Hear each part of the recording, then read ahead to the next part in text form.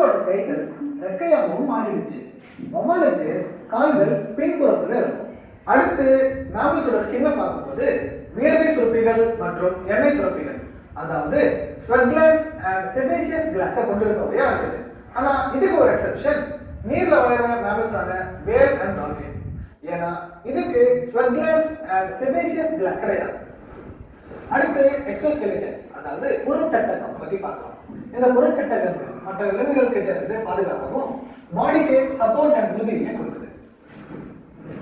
எடுத்துக்காட்டாக கொம்புகள், முட்கள், செதில்கள் மற்றும் கூர்நகங்கள், நகங்கள், குழம்புகள் மற்றும் எலும்பாலான புறமண்டல தகடுகள் இந்த புறச்சட்டகங்கள் கீழே வரும். நீர் பகுதியில் வாழ்பவை, சில விலங்குகள் நிலப்பகுதியில் வாழ்பவை, இன்னும் ஒரு சிலது பார்க்கக்கூடியவை.